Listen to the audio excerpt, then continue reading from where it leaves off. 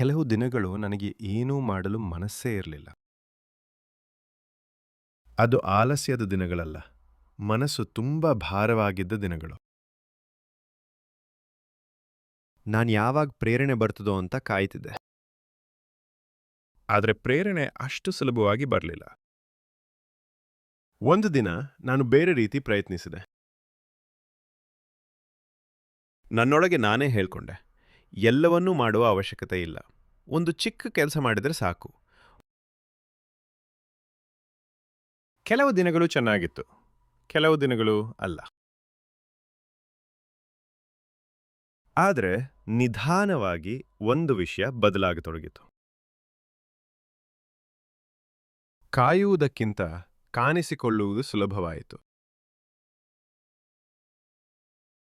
ನನಗೆ ಹೇಗನಿಸ್ತದೆ ಎಂದು ಕೇಳುವುದನ್ನು ನಾನು ನಿಲ್ಲಿಸಿದೆ. ನಾನು ಸುಮ್ಮನೆ ಕೆಲಸ ಮಾಡಲು ಪ್ರಾರಂಭಿಸಿದೆ.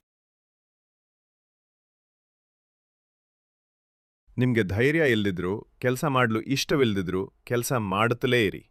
ಆಗ ಅದು ಸುಲಭವಾಗುತ್ತದೆ.